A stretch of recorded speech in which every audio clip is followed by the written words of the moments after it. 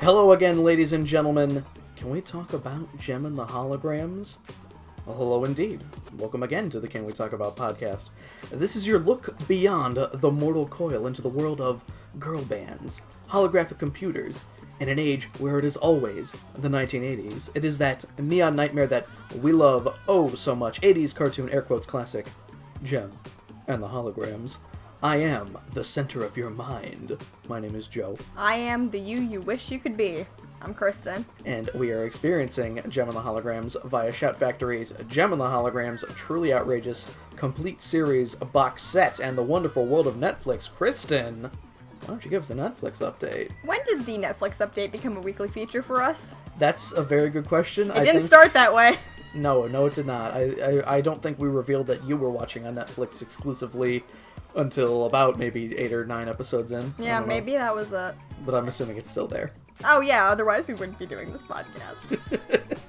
I don't know what I was really doing with the intro there either. Maybe I saw Doctor Strange. It was pretty good, but I don't think that's where my inspiration came from. Well, it sounded like an intro. It was a little bit different than usual, so. I always like to try and switch it up, but still put in Neon Nightmare and 80s cartoon air quotes classic. So, yeah, hitting all the high points. Anyway, Kristen, this week I think we got to do something because we have one too many gems right now. You mean one? One's too many, don't you think? Yeah, we don't like just having one gem, so I guess we do have one gem too many. If we could just get rid of the one, then we would be solid. Or are you saying there's more than one? Kristen, we got to contend with 2 gems in this week's episode. Oh no. Negative Zone Gem is here, and she is gonna bust up some shit, and it's basically like every single Evil Twin plot. Right? Is that a common Evil Twin plot thing of, like, all the characters being like, what are you doing, busting up all this shit, and then be like, it's not me! If only we could think of another example. That happens in Kamen Riders occasionally. Good, something everyone can relate to.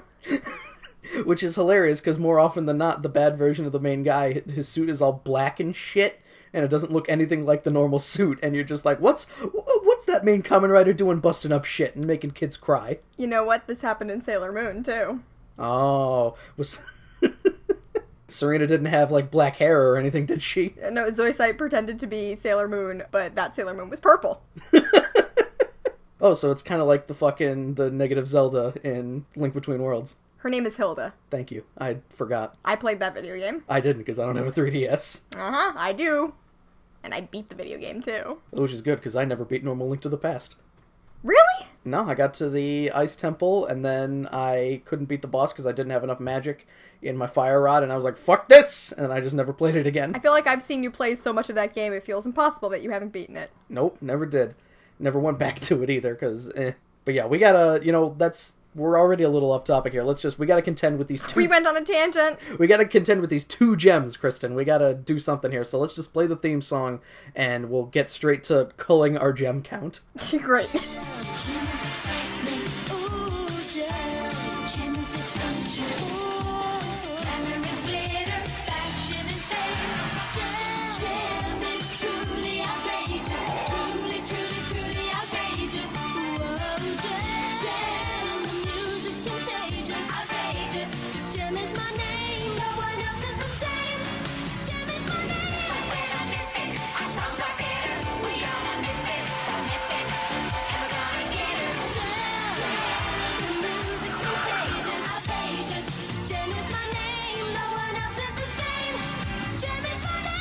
We start off here, Kristen. This episode was written by Buzz Dixon, a name that I'm actually previously familiar with, because he wrote for a lot of... He's one of those kind of... I don't even want to say stock Hasbro writers, because I feel like he's shown up for more than that, but he's written for, Transformers, for G.I. Joe, for Inhumanoids, maybe My Little Pony. I don't remember everything, but he's one of those people that's contributed a few episodes to at least every Hasbro series from the 80s, I'm pretty sure. And based on his name, he's also done quite a lot of pornography.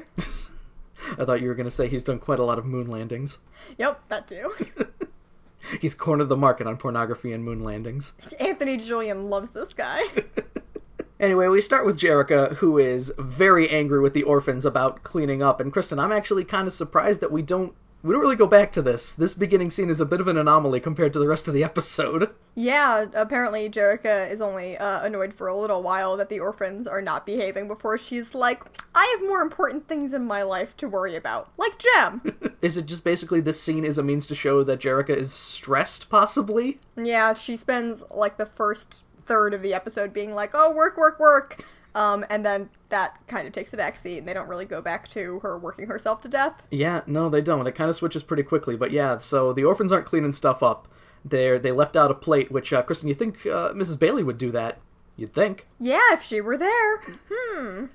And as Jerica is just be like, oh, these orphans not cleaning up after themselves, even though they have a kitchen wench who should be cleaning up for them, as she's taken, like, this plate away, a baseball flies through the window. And turns out 3 orphans are playing baseball outside, which is exactly as many people as you need for a baseball game. I thought that there were 4, but I didn't count all... well, first of all, it's orphans that we barely see. None of them, it's no Ashley, no Deirdre, no Chrissy, no Bonnie. Blender's there, but she's the only one. Apparently one of them is Marianne. Yeah, as the baseball flies through the window, Jerica goes to break up a fight, because there's an orphan rumble going on out in the yard. Because... Orphan fight! Orphan fight! And the orphans are, there's the one who said the gorilla was silly from the Gem Jam. There's the one from Trick or Tech Rat, who might be Marianne, I'm not certain. Blender is there, and the 4th one, I don't even remember who it is. Blender doesn't even say anything, she's just in the background. Maybe that's why I thought there were 3. Marianne and the other mystery one, the one who's not Marianne, get into Mystery a fight. Orphan. Mystery Orphan get into a fight, and Jerica has to come in and break it up, because I guess that baseball's pretty serious when you're breaking windows. And to the credit of the orphans, they cool off really quickly and just go, oh, I'm sorry. Me too. And this is where I have the confusion, because the one who says, I'm sorry, Marianne, I'm not certain which one said it. I'm not sure if it was the one from Trick or Tech Rat or the one with that said the gorilla was silly. Me or the bear was silly. neither. Whatever. Oh well, so Jerica goes back into the house here, and she closes the door, and she's just like, oh, those orphans, and she, like, blows up her hair? How do I say this, like, in order to get the proper visual across? She huffs upward and blows her bangs. Okay, that's still... I do that sometimes when I'm wearing bangs. Right, of course, and, the holograms are here because it's just like, well, hey, you're so stressed out, Jerica, let's go shopping! They're here, and they are dressed to the fucking nines.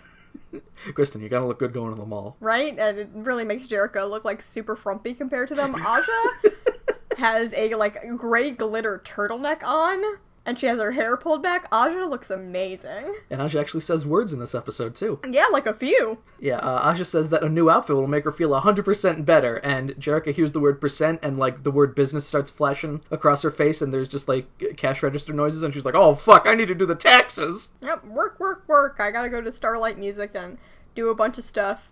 And the holograms go, oh, well, we'll come and help you with that instead, because clearly that's more important than going shopping. Right, Joe?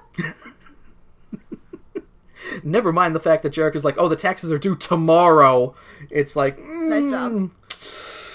You know, Jerica, you're just no fun sometimes, says Kimber. Yeah, tell that to your sister who needs to do things. Blame the fucking IRS, Kimber. Jesus Christ. Yeah, you want to get audited? I didn't think so. Yeah, they just drop off Jerica at Starlight Music because shopping is more important than doing taxes, and they let her know that they'll be at the Fashion Plaza Mall. Ooh, malls were very novel back then still. So we cut to Jerica doing work. I'm like bouncing around in my seat now like I'm Mel Brooks in fucking Blazing Saddles. I also at some point just wrote work. And she decides to take a break, and we get song 1 of the evening as she just she gets up and stretches and just walks over to, I guess, I don't know, did she just decide, I'm going to cut a track real quick. I know we got that backing track. I'm just going to lay down my vocals real quick here with nobody else around to tell me if they're any good. Yeah, I was wondering too, like, is she singing this song off the dome because we get a new song? Song number 1 of the evening, Imagine Me, which for some reason I'm getting confused with I Can See Me, even though it's... Tonally different. They're different people. Yeah, completely different people. Content different also.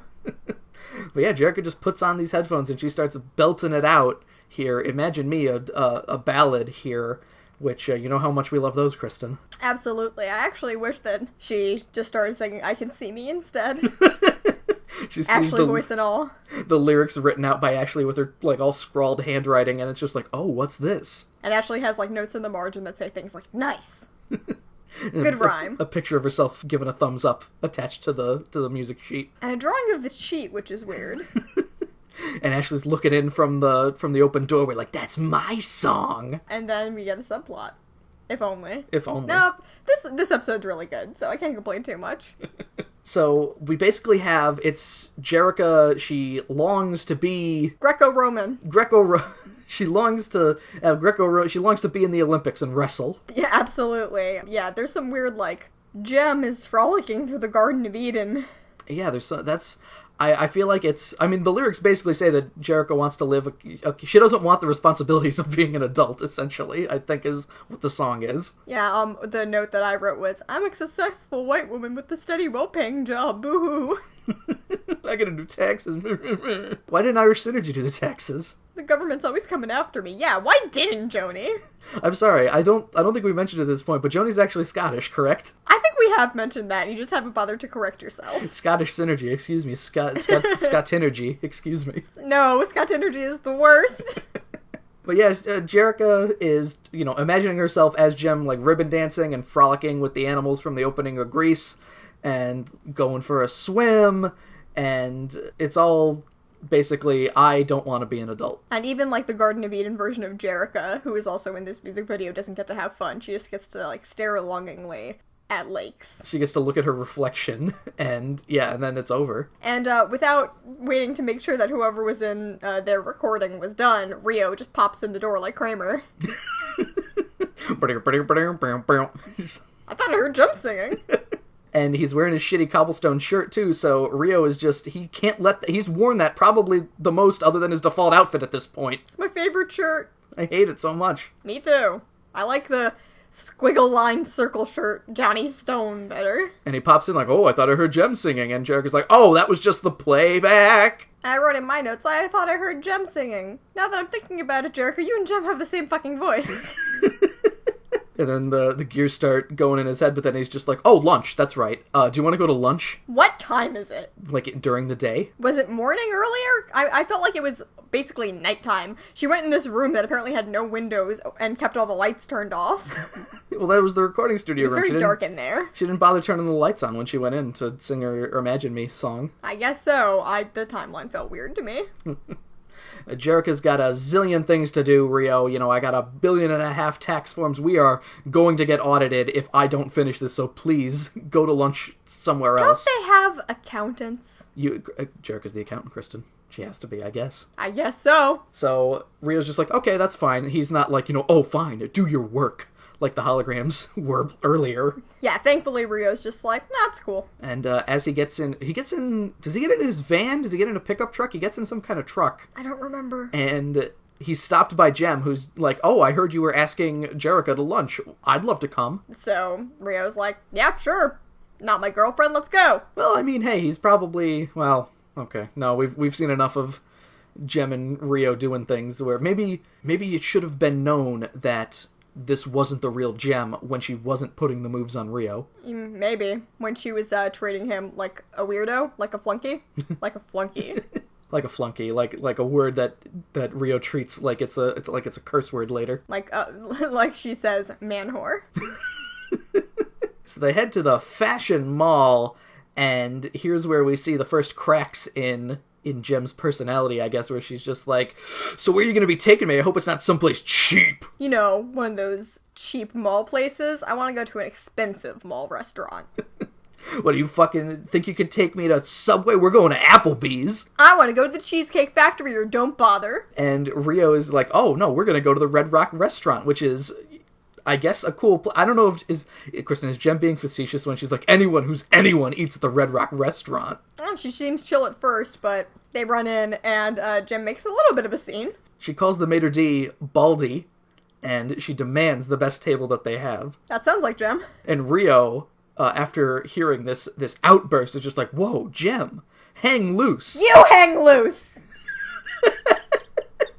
Listen, buddy, I don't hang loose, okay? I hang 10. She grabs her surfboard. Woo! And then she skates out. On a surfboard with roller skates. She just invented the skateboard, Kristen. Yeah!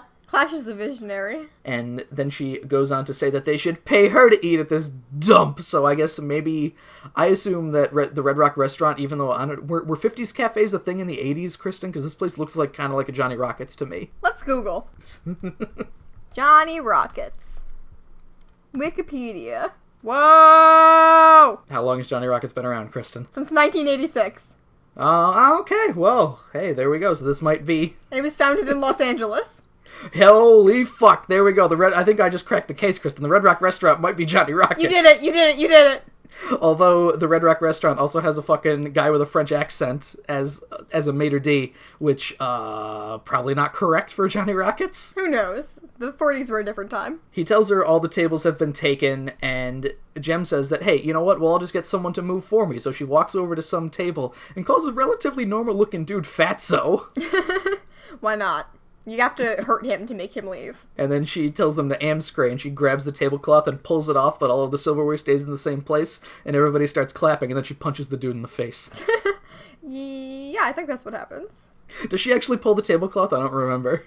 No, I don't believe so. After Rio tries to be like, we're gonna leave, actually, Jem drops a cuss word. Oh yeah, we're getting pretty into PG-13 territory in the 1980s here when Rio's like, we were just about to leave, and Jem's like fudge we will. And then she takes a bowl of steaming hot soup and pours it all over Fatso's head. And he dies. I thought it was gravy, so steaming hot soup. It looks like it was hot. It's like Game of Thrones. It was literally searing hot. She poured tar onto him. Yeah, what happened to Viserys, that's what Jem just did to this guy. And someone is snapping pictures of Jem as well as this is happening, and she grabs the camera and throws it through the pane glass window of the Red Rock restaurant. Great. Which is the first of many breakings that happen, I guess, in this episode. Really good date! And she has to be physically thrown from the restaurant by the resident security force, which is, of course, the waiters. As it usually is in the series. Waiters or chefs or just general crew members also play security. Another thing about the French guy, I did write down, wow, the Countess's brother is really rude. You'd think that she'd be able to get him a better job, Jesus. I know, right? I also said that, as far as I'm concerned, Jem can act however she wants when she's dressed like that. Jem is actually, is she wearing the star thing from the first episode of the talent search? No, it's like a weird lavendery thing with a sash on it, right? Yeah, it looks pretty awesome. Yeah, and that's what Clash Jem wears for most of the episode, I'm pretty sure. Yeah, up until the concert later. So Jem gets, thrown out here by the waiters, the resident security force, and she threatens to sue everybody, and Rio is just like, oh god, Jem, come on, what was all that? People were laughing at my cobblestone shirt, is it really that bad? Why didn't anybody tell me? God damn it. And Jem decides that if she doesn't have Rio's support, then she could always go find another flunky. To which, yes, this is where Rio's just like, flunky? Which is the first of 2 times in this episode, too, where someone repeats a word really offended that not that Rio shouldn't be offended by the word flunky, but, it's not like she called him a man whore, right? Uh-huh. But yeah, he gets super up in arms, like, okay, no, that's enough. Goodbye, Jem. So, suddenly now Rio has standards. This is the last straw. So long and good riddance, Jim. Bye, Jim. According to me, Rio, bye, Jim. Nobody walks out on me, exclaims Jem as she's... I guess her fury is quelled immediately because this dude walks up, and I don't know why this dude wanted to walk up as Jem is screaming after she's been thrown out of a restaurant, and he's just like, so hey, I own a record shop here, do you want to, sign some albums for me? And evil Jem goes, autographs! Of course! There's a lot of weird line reads in this episode, Kristen. Evil Jem is so evil. So we horizontal wipe to the holograms, and Aj is just like, oh my aching feet, the mall is such a taxing experience on me. Shopping is so hard. She's talking so much. I'm so happy for her. But she's cut off because suddenly they are in the crossfire of albums being thrown from the album store, because, a record just flies past, it almost hit Shayna, I'm pretty sure. Yeah, they're getting thrown like frisbees. And we see that Jem is angry that the Jem albums are being sold at a discount, even though the guy at the store is just like, but Starlight Records approved such a discount. And she's like, you should be charging double the price. That's my frisbee noise. It's really, your impression and the act itself, very impressive. Thank you. You're welcome. Kimber is like, Jem, what's going on? And Jem goes, bug off. So, whoa, wait, it's not even buzz off. Not even fuck off. She just called Kimber a bug. Sometimes I wish Jem were my sister instead of Jerica. Sometimes I wish Jerica were my sister instead of Jem. They go to calm her down, but she's just... It took 1 second, and so... Clash is really good at disappearing in this episode, too. Yeah, she's like a ninja. A very loudly dressed ninja. A very purple-haired ninja. Uh-huh. I guess they're still not used to seeing the purple hair, so she takes her mask off and she just disappears into the crowd. Wait a minute, I thought her hair looked more stupid than that. That can't be Clash. Alright, well, let's go find Jem. Might as well go home. As we transition to the next scene, with the confusion of the holograms and everything weird that's happening, I just wrote down, intrigue. I love it. And it's not even the end of segment 1. I know, right? So we cut back to Starlight Music. Jerica just finished doing the tax papes, and Rio arrives, and he's all looking forlorn and, like, sad, and he's just like, oh, Jerica. Jerica, did you ever think you knew a person, and it turns out they're the opposite of what you thought? And you can tell Jerica's just, like, freezing, like, uh-oh, oh, fuck, oh, God, oh, fuck, oh, we found out, oh, no! Also, Rio, Jerica is not your fucking therapist. Well, I mean, you know, Kristen, their boyfriend, girlfriend, they could talk about their problems with each other. He is really, like, especially with his hot and cold attitude, suddenly being like, man, some people, though, right? It's like, I should be saying this to my friends about you, Rio. Pot, meat, kettle. Uh-huh. So, yeah, Rio relays this story about Jem, and Jerica's like, wait, wait a minute, that don't make no sense, because I've been here all day doing the tax papers, which... I mean, you know, and I knew Jem. I'm not Jem. I'm not Jem. Jerica says, that's impossible, which is for reasons different than Rio interprets. Yeah. Yeah, Jerica's tone when she says that doesn't exactly sound like it's concern for Jem's behavior, but more like, you know, she's trying to figure out how the fuck this happened, and Rio just goes, yeah, I thought so too. Like, okay, buddy. Okay, Rio. The holograms arrive at this point, and they too are like, Jerica, we need to talk. Alone. Jerica is like, okay, all right, more good news. That's great, great, some good news. Finally, I know you're just gonna tell me something good. Rio, could you mail these text things? I'm very excited to hear this good news. Rio does say, oh sure, anything for you. And I wrote, now that I don't love Jem, for you, anything. Which, yeah, we do get a few situations like that in this episode, right? Where Rio's just, like, seems more attached to Jerica. I think by virtue of Jerica being in the episode. Maybe that's it. So, yeah, Rio leaves then, and all the holograms are together, and the holograms are like, Jerica, what were you doing in the record store there? What the hell was with that? And Jerica's like, Excusez-moi? They all basically... like, shit on Jerica. Shanna even goes as far as to say, I was embarrassed to be a member of the band. Yeah, Rhea even has an opinion on this. Does she? I don't think Rhea said... Rhea's playing the role of Aja in this episode, saying basically nothing. She did say something at this point, like, oh, you know, it was really disappointing to see you behave like that. So there we go. Pay Rhea's voice actress however much for that line. Thank God. And Jerica is understandably like, what are you talking about? I've been literally here all day. And they're like... yeah, alright, sure. We need to talk about your behavior as Jem. Kimber immediately jumps to, are you feeling okay, Jerica? Do you need to lie down? This is why Jerica goes legitimately insane eventually.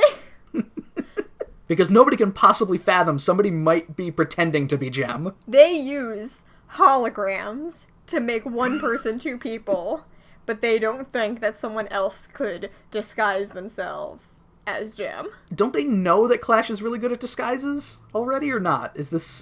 They're finding that out now?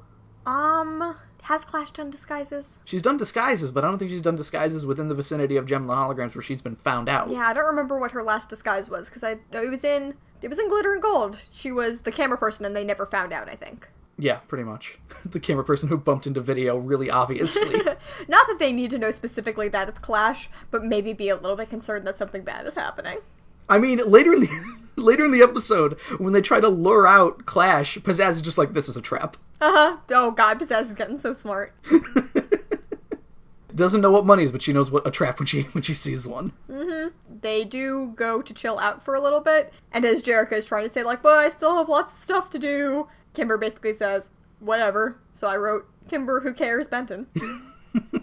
Yeah, Jerica is basically like, don't look at me like I'm crazy. You're the one having hallucinations, which is true because, I mean, it's not hallucinations, but they did all see Jem. Uh-huh. And Aja's just like, you know what? Maybe you should just take a day off. You know, why don't we all go to the music distributors show? And it takes some encouraging, but... I have work to do. No. Okay. As I said. So we cut right to the music distributor show, and I don't know, what exactly is the music distributor show gonna do for them? Networking. I guess, yeah, maybe the Starlight Music has a table there or something. Who knows? They don't have other employees, so. Jerica's excited to take a look at some stuff, and the holograms all huddled together, and they're like, okay, we need to keep a close eye on... Fuck, she's gone! Oh my god! I can't believe she's already gone! We're just like Ethan Mars in Heavy Rain. You turn away for 1 second, he's fucking dead and kidnapped. God, follow the red balloon! The holograms all spread out to find her, gang, and we cut to Jem, who is chiding some music distributor, telling her that this garbage won't sell, and then she flips her table, like... I don't understand. Okay, I understand that Clash Jem is trying to make Jem look bad, but it's over very small things. Yeah, so, making her seem real petty. Also flipping tables. Get out! Get out! Yeah, she tells this garbage won't sell, so get out, get out. And does she flip another table as she's being chased as well when the holograms manage to find her? I think so, yeah. So, yeah, she flips 2 tables at this show, and this is enough for... You know, well, when the holograms, like, Jem turns a corner and the holograms turn the corner and Jerica's there and she goes, oh, hurry, she went this way. And the holograms think that Jerica keeps switching back and forth in the middle of this crowded place, which is reckless, but I don't know if Jerica's that reckless. Who knows at this point? We could end up in another episode where Jerica ends up incredibly reckless, and I'm going to eat my words, but I think Jerica has some sense at least. She does turn into a surfboard in the middle of a beach. Hey, that's during a song. That doesn't count. Okay. So they run down the hall that Jerica says that Jem went down, and there's only a cleaning lady at the end. Oh no, where did Jem go? They asked the cleaning lady, did you see anyone? The cleaning lady's like, nah. Which, if you couldn't tell, that was the word no. No, she makes a bird noise, and they're like, oh, okay, and then they leave. She's a bird, she can't tell us. But Jerica thinks that the bird is lying. Parrots, known liars. It's true. I've heard that about them. And so Jerica grabs the cleaning woman and starts shaking her, going, you're lying! So, I never hit you! You're tearing me apart, Lisa! That's exactly what happens. So all of the good buddies at the birthday party grab Jerica and they're like, let's go home. This is really not a good look for Jerica. She looks legitimately crazy when in 2 episodes she is going to go actually crazy. So, end of segment 1, Jerica goes insane. Jerica losing her marbles. End of segment 1, yes. Segment 2 starts here. Jerica is sitting on, just, they're all at the mansion at this point. Jerica's all kind of jittery, and she's just like, I'm not cracking up, I swear! Which is very convincing. She saw Jem at the show, and Aja's like, well, okay, Jerica, if you weren't Jem, then who the hell could have possibly have been Jem? And Kimber's like, whatever, and turns on the TV. Kimber, whatever Benton. Strikes again. Strikes again, yes, turning on the TV here. Staying true to her namesake. Of course they're talking about Jem on TV, including the footage of her flipping the tables, which was the same animation from earlier, which means there was a camera right there. And we were seeing the view of the camera. Found footage. She is a public disgrace, according to TV newsman. Kristen, the timeline of this episode is completely fucked, especially in this scene here, when we learn that Cool Trash Magazine has already sold 1 million fucking copies of their Jem Goes Berserk issue, when I'm pretty sure we're led to believe that this is just later in the day, possibly. Yeah, Cool Trash Magazine works fucking fast. Kimber says that she can turn off the TV here, and Jerica's like, no, I need to see this, and she eats a carrot stick very angrily. And the Cool Trash Magazine is square. Kristen, were magazines square in the 80s? Are we missing something? Because at least Cool Trash Magazine is either square or gigantic. Square in the 80s. When we see Eric with this magazine later, it is literally like 2 feet tall. As far as I can tell, magazines were not square. Thank you, Google, for clearing that up for us. Thanks, Google Images. So we cut to Hector Ramirez at this point, which, Kristen, Hector Ramirez, newsman character, is actually a constant of Buzz Dixon episodes between series. He has shown up in Transformers and Inhumanoids and G.I. Joe, and now Gem, so he has really gotten around within the universe of Hasbro. Time hopper. Is he a time? Would it be? I mean, they all take place in the 80s, I think. I've never seen Inhumanoids, so I don't know. I think, well, yeah, I guess it's not time hopping as much as it is story hopping. Unless he only showed up in the third season of Transformers, which takes place, I believe, in the year, 2010, maybe? Well, I don't know. I think, the third series of Transformers is after a time skip, so I don't know, whatever. So, yeah, Hector is here. With that where, I saw a while ago, this is what I was thinking of. You remember Perd Hapley, the newscaster from Parks and Rec? You heard, with Perd, of course. Yep, of course. That same actor was also a newscaster in Pretty Little Liars, Battleship, Scandal, Dexter, The Mentalist, Fast Five. Gee, what the fuck? He was a newscaster? Was he Perd Hapley in all these, or just a newscaster? Just a newscaster, but his name is Jay Jackson, and he was an actual newscaster. That's why he's so good at playing newscasters. Truly, Perd Hapley is the apex of that. Absolutely. So, Hector is here. He is on the scene at the premiere of Flint Westwood's new movie. Who? Whom, Kristen? I'm sorry. Whom? Flint Westwood, of course. Your friend and mine. At the premiere of his new movie, My Fist in Your Face, which, if I remember correctly, Kristen, is one of the movies nominated for Best Picture during the Hollywood Gem episodes. Oh, great. And he is here with Sigourney Loomis, Boo. martial arts star Bruce Lee. I don't know. He kind of stumbles over this one. I don't know if it's supposed to be Bruce Lee. I think it's Brutely. Brutely. Oh, all right. It sounded like Bruth, like Bruth, which makes no sense at all. Anyway, who? Whom? And Gem. Ah! Here comes Gem, Hollywood Gem. And as soon as Gem shows up, Jerrica kicks over the tray of food that Kimber brought over. I forgot to mention earlier, when the scene started, Kimber brought over just a tray of random food, like burgers and shit, and Jerrica kicks it off the table at this point. Thanks for nothing, Kimber. And Gem is going, "Get out of my way!" as she approaches Hector, and Hector's just like, "Gem, what's gotten into you these last few days?" And she goes, "Shove it!" And then she punches him, probably. Something like that. She says that she's the star they want to see, and Flint Westwood is like, it's my movie. And she goes, oh, well, excuse me, we'll hear some popcorn to go with it. And she grabs the tub of, it starts as a bag of popcorn, but does it turn into a tub of popcorn, or was I looking at it wrong? God, I don't remember. There was one part of this episode where some bad continuity errors happened that are so fucking egregious that I have wasted all my energy on those. Oh my god, did I miss those? I don't remember anything. Oh, if you don't remember what I'm talking about, I'm gonna blow your goddamn mind open later. I can't wait. I can't wait for it. Okay, so alright, so yeah, she takes the tub of popcorn, possibly the bag of popcorn that transforms to a tub of popcorn, and slams it over his head. These famous people are so ashamed of their very good friend, Jim.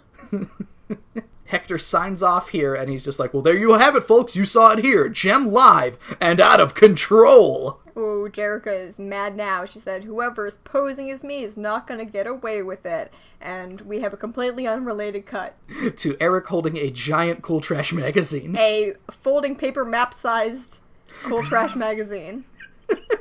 And I don't know if his hands are, scaled to match it. His hands end up really big in this shot, too, because of that. It doesn't matter, because he just kind of, folds it closed and puts it away. But, oh, yeah, here's Eric, and it's just... We find that Eric's just like, thanks to all this bad publicity, Gem will disappear from the charts for good. Ha ha ha ha. What about the fact that she's acting like a misfit and the misfits are still popular? Who knows? Also, apparently, all of this is happening without Eric's hand being in any of it.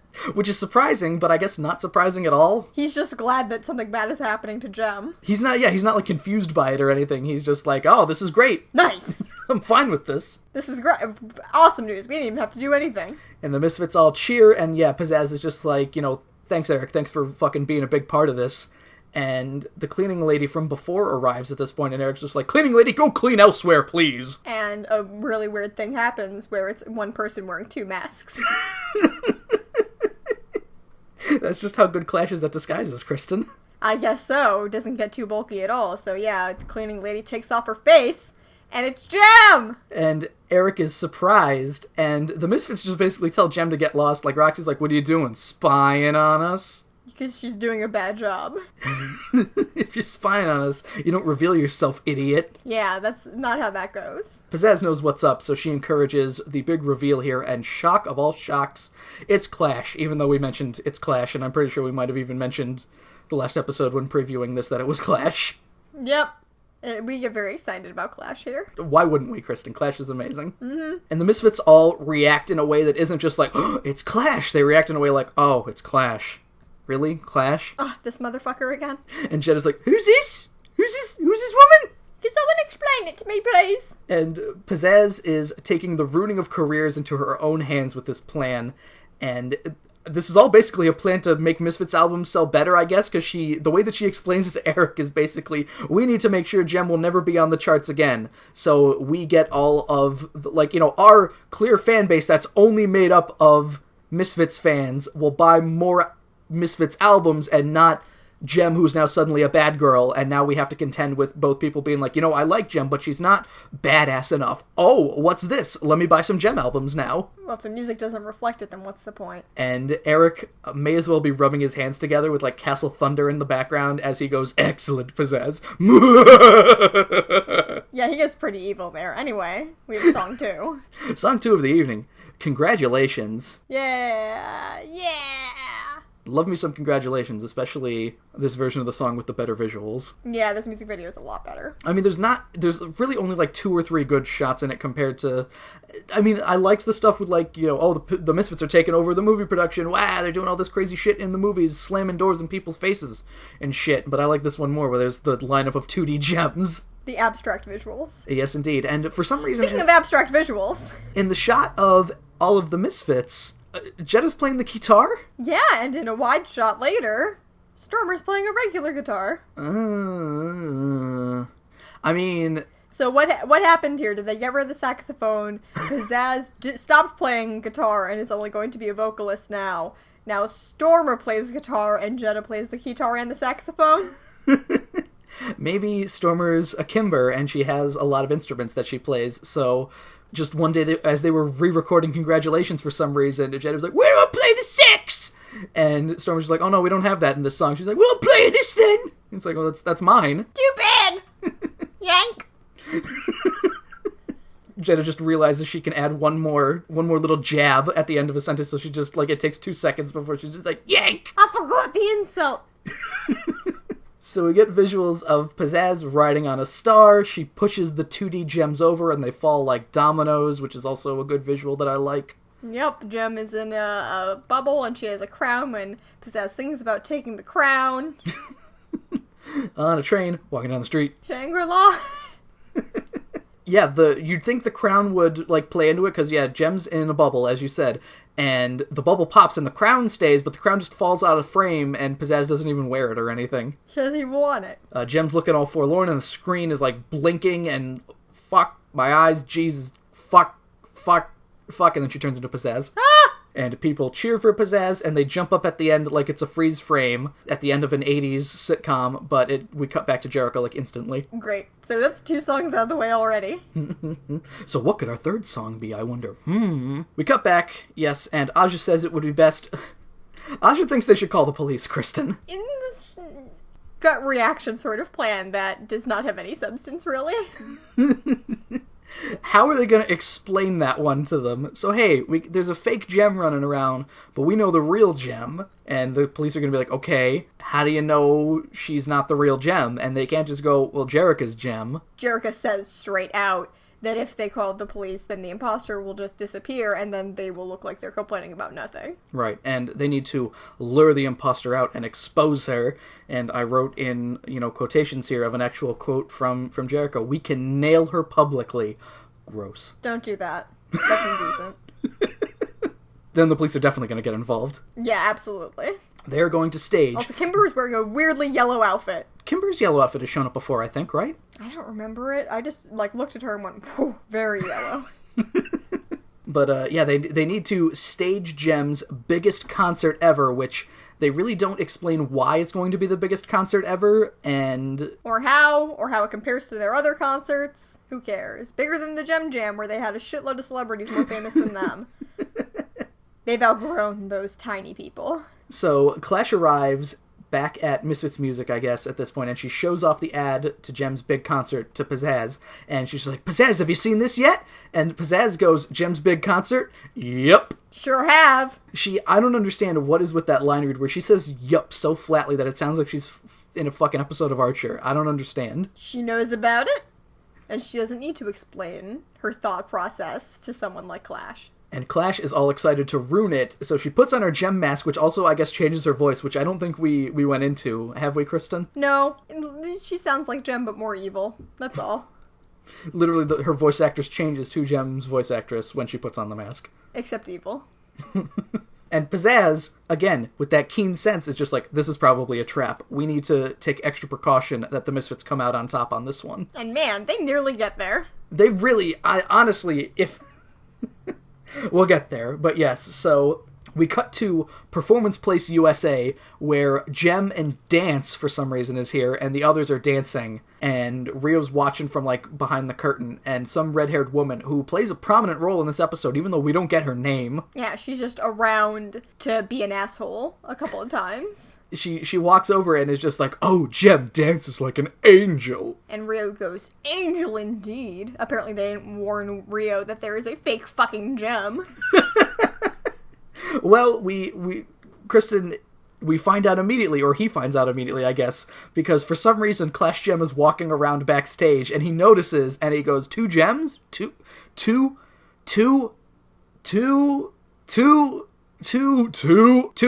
He's broken! Reset him. Have you tried turning him off and on again? And the red-haired lady comes back over and she's like, they're asking for 2 twos!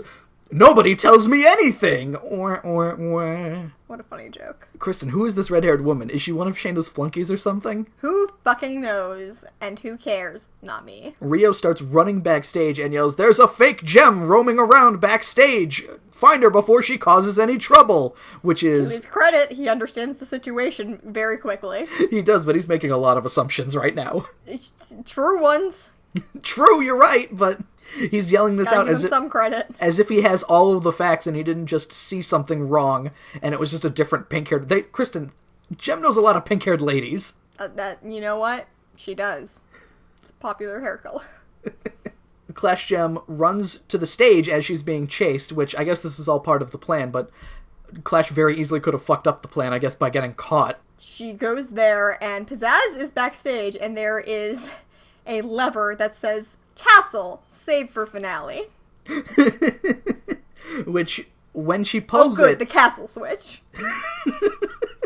Are they like Disneyland or something? Why is there a castle on this stage? God, who knows? Did they build that for this concert already? That's why I wondered if it's like Disneyland or something. I don't know.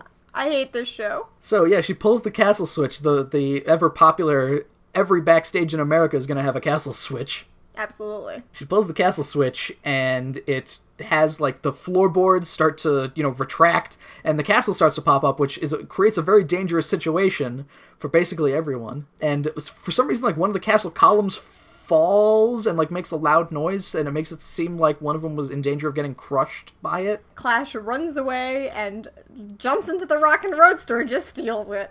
They left the keys in the fucking Rockin' Roadster again. Great job. Everyone pile into Rio's van. Here we go! Kristen, why did everyone go with Rio? Why did literally everyone go with Rio? You got me. I'm surprised the costume lady didn't come with him, too. Phase 1 has been completed, according to Pizzazz. She relays this information to Eric, who is standing on a cliffside with Tech Rat at this point, but they need to wait for the next part of the plan to be in motion. God, this is very elaborate. This is very elaborate, but it works. Mm-hmm. So Clash is driving towards a ferry, and Kristen, does she jump the Rockin' Roadster onto the ferry? Yes, she does. Rio's like, oh, she's not gonna make it. And then Gem's like, that car is real good. Yeah, she's gonna make it. And she crashes through the dock and jumps onto a ferry. It's a cartoon car, Rio. It's like the Bluesmobile. Come on.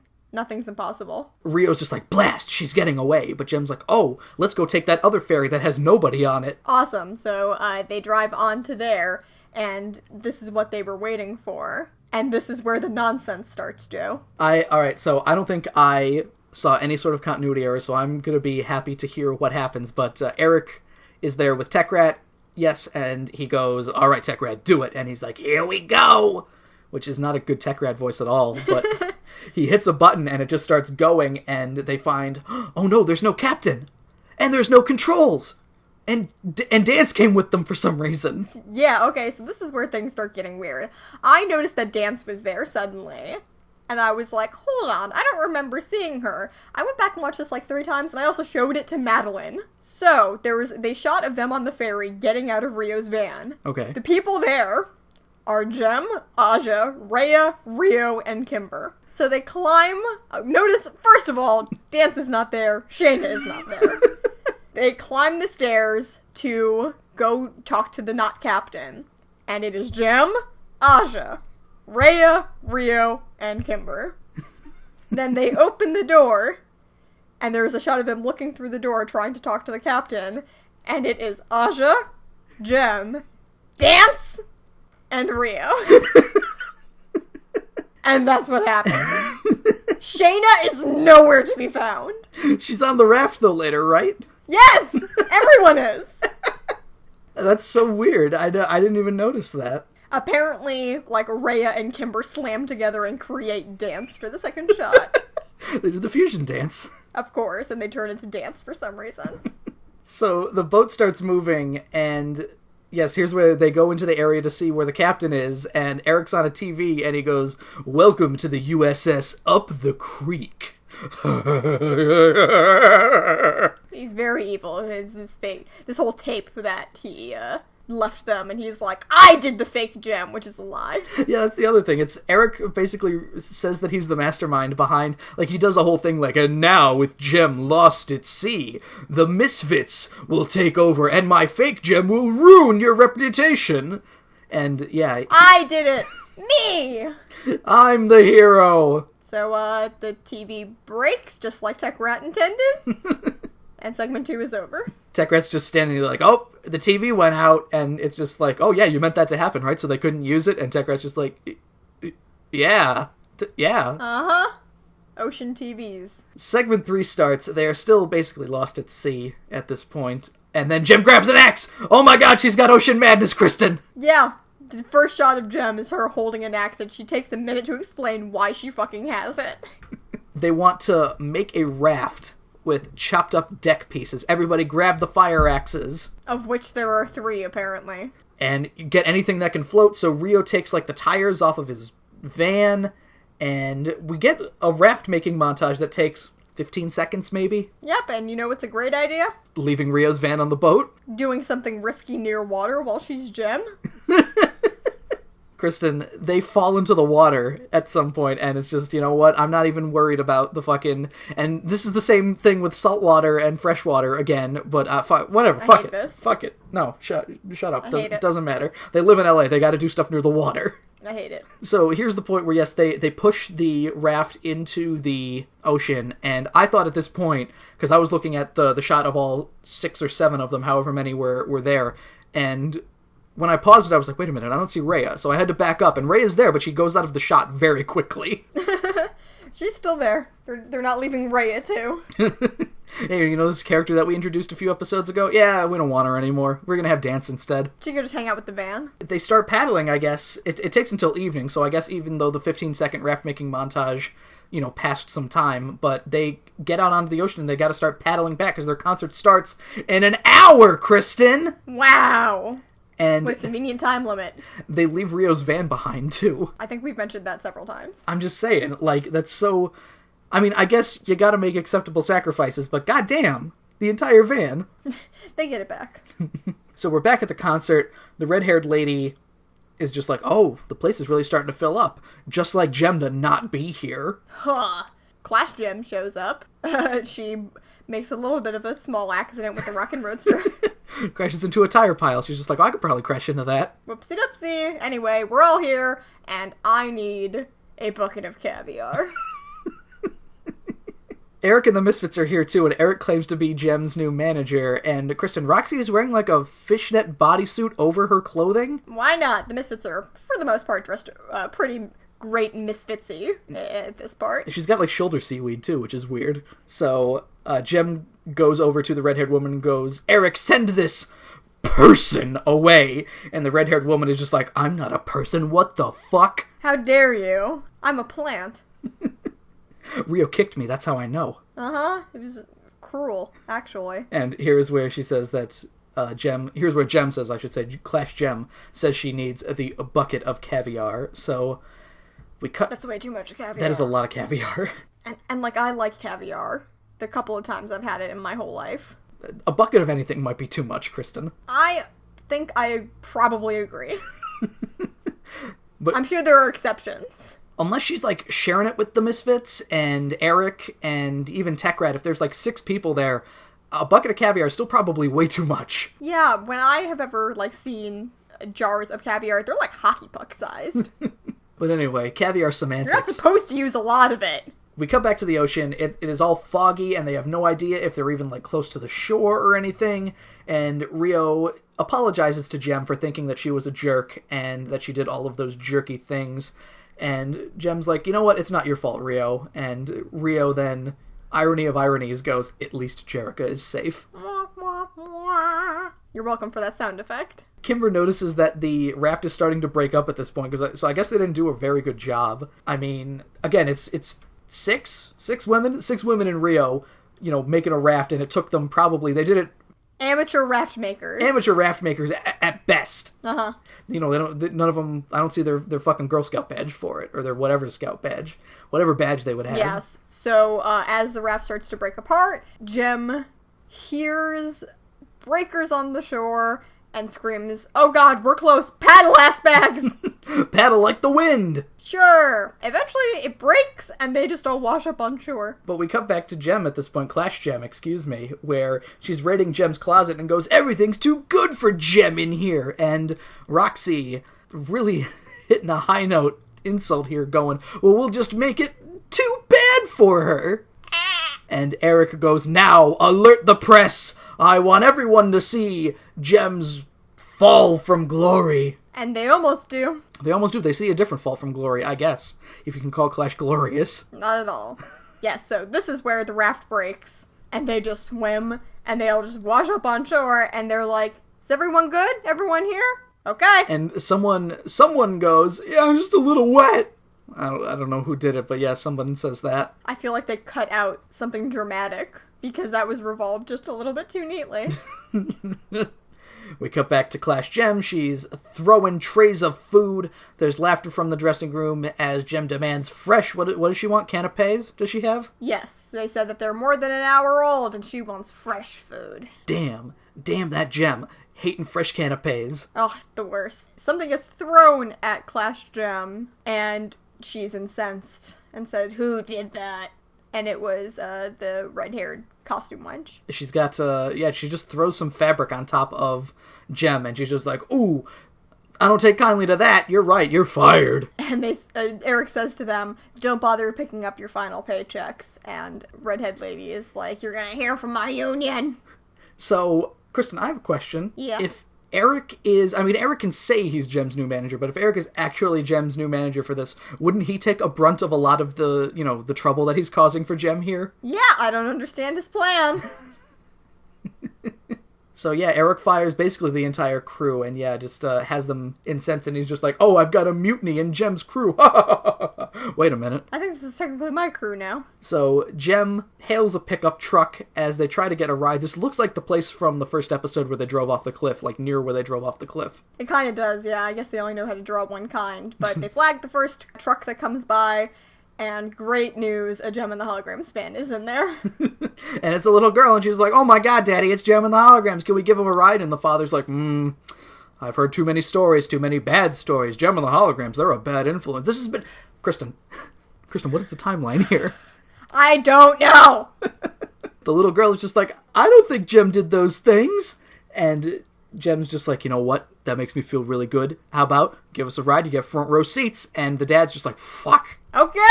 We didn't have any other plans tonight. I'm just hauling my vegetables. Get in there. Let's go. The crowd is getting rowdy at this point, and Clash Gem is like, should I go out there? Should I, like, tell some jokes, crack some wise or something like that? And Eric's just like, oh no, the longer they wait, the worse it'll be for Gem. And then he does another evil laugh. Yep, the pickup truck is getting closer. Drama. For some reason, Clash just decides to go on stage anyway, and is just like, shut up! You're all dopes that make me sick! You just want to see the glory that is me. Well, I hate you. Go! You stupid animal!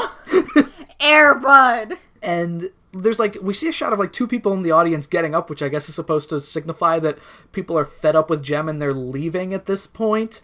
But it's just two people. Whatever. Gem just is considering all the people in the audience no good star fuckers, and they're trying to take her glory. But the truck arrives at this point and drives right in front of the stage. I don't know how the truck gets in that. Kristen, I don't know how the truck does this. They definitely hit a few people on the way. That's how. Carmageddon! Death Race 2000. Yeah! And we see the people who were leaving, inch back to their seats oh, what's this? What's happening here? Oh, I want to watch this. There's 2 gems. And Gem jumps up on stage, and she's like, aha, I'm the real Gem. And Clash Gem is like, well, that's bullshit, because I'm the real Gem. Which one do I shoot? And then Kimber just shoots both of them. And now it's Kimber and the holograms. Actual Gem tells Clash Gem to sing something, and Eric is backstage, and he puts his hand on his face like, oh no, the plan's fucked at this point. So everyone starts jeering at Clash to sing, and even Pizzazz opens the curtain and goes, Clash, don't do it! And Clash is just like, I got this. And then she tries to sing I Believe in Happy Endings. And Baby, I'm crazy. Baby, I know. I believe happy endings. That's basically what it sounds like. I probably even did a little bit better than Clash. You probably did. Now, whoever Gem's voice actress is had to actually try to sing badly, I'm assuming. Oh, yeah, definitely. Rio starts to hand out tomatoes that are in the back of the truck here, and the farmer guy, who I'm assuming is a farmer, I mean, he's wearing overalls and shit, but, and he's just like, hey, my tomatoes! And Rio's just like, just put it on our tab! And he's just like, no, I sell those. So the whole thing with throwing tomatoes at people, Joe, I don't know if you know this, they're supposed to be, overripe, almost rotten. Because if you threw, a regular tomato at someone, it would bounce off and hurt, probably. I'm well aware of that, yeah. You only throw, otherwise, why would you throw good fruit unless it's, rotten at that point? Yeah, so they all start splatting like they're full of ketchup or something, even though that's not how tomatoes work. Clash takes off her mask, because I guess they're getting tomato in her mask's eyes, which is getting gunk all up in her actual eyeballs. And then the gambit is over. All the paparazzi are there, and they start taking her picture and shit, and the Misfits try to escape at this point, and are blocked off by the red-haired lady and the other fired crew, but I think they just end up escaping anyway. Whew. Song number 3 of the evening, The Real Me, classic song by The Who. Oh no, wait, I'm sorry, this is a Gem song. We'll be playing that for you right now.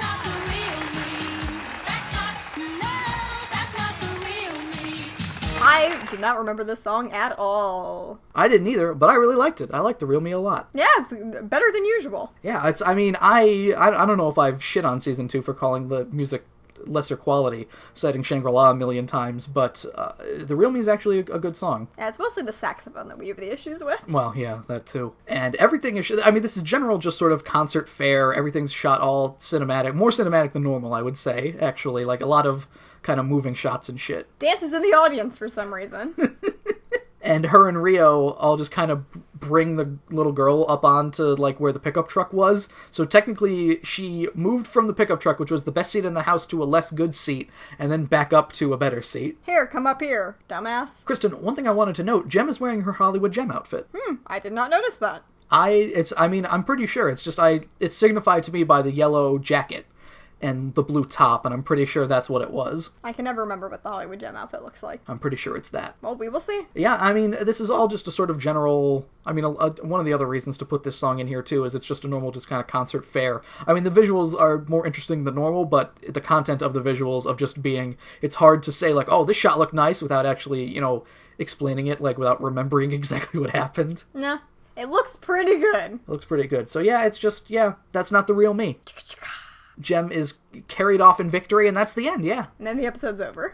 And the episode's over. That was one Jem too many, which, Kristen, I feel like, I mean, this is a good episode, but a lot of the plan here of Clash as Jem could have been undone very easily through factors that were a lot more simple than make her sing. Yeah. It's a weird combination of needlessly complex, and then, what? It's one of those things, I mean, it's a cartoon, so obviously everybody's going to believe... I mean, it's one of those things, you need to make fake Jem obviously fake so the audience can tell... It's like the Kamen Rider thing that I was talking about earlier. Yeah, so the little kids can understand. Yeah, exactly. They didn't really need to do the whole thing at the end. Like, once Eric got his hands on the plane, it got fucked up, too. Did you notice that? Yeah, nice job, Eric. If it was just Pizzazz making Clash do petty things as Jem, it could have worked, I think. And even then, it could have forced a point where it was like they had to make a statement, I guess, where Jem's like, I didn't do all those things. And that's when Clash could disappear, so it could be looked back on as just like a weird bad girl episode in Jem's life or something. Who knows? Even though it was a trap and Pizzazz came up with a counter trap. Traps upon traps. To make sure it worked. She should have known that anytime Pizzazz has tried to trap previously, the holograms always find a way. Oh, yes, they do, indeed. So that's the moral of our story, ladies and gentlemen. The holograms always find a way. They always win, even when they don't deserve to occasionally.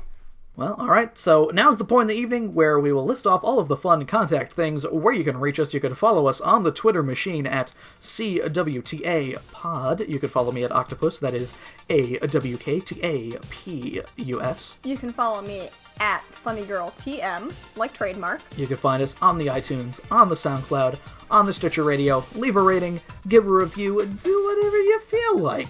You could also reach us on Gmail, cwtapod@gmail.com, where you can tell us about your favorite Jem-bashing issue, a Cool Trash magazine, or the best way to make a raft from a runaway ferry. You know, life skills. Oh, we gotta earn that merit badge, Kristen. Of course. The podcast merit badge. Next week, Kristen, it may be the chance to earn our podcast merit badge, because it doesn't seem like there's gonna be an episode, because the bands break up. I love this fucking episode. Both the holograms and the Misfits reach their tipping point, and we get something completely devoid of subtext, completely in its place. Awesome. This is where our stretch of the best episode starts, isn't it? We have this, and then The Fan, and then Father's Day, and then Aztec Enchantment, I think, or like the Treasure Hunt or something. I'm so excited! So I'm excited for the next 3, but not the Treasure Hunt. No, not that one. Though there is some Bonnie in that one. That's where we get Richard Xanthos, or that fucking dude who shows up every so often, who's just like the rich benefactor guy. I don't understand his role, but he's there. New Howard Sands. Yeah, Howard Sands. Neutral Howard Sands. This is, a stretch of 3 really good episodes in a row, starting with the bands break up. And I'm excited, Kristen. I know you're excited, and I guess we're just going to have to wait one more week to do it. So, for the Can We Talk About podcast, my name is Joe. I am Kristen. And join us next week when we will talk about the bands breaking up. And some more Gem and the Holograms? Possibly. Okay. The check's in the mail.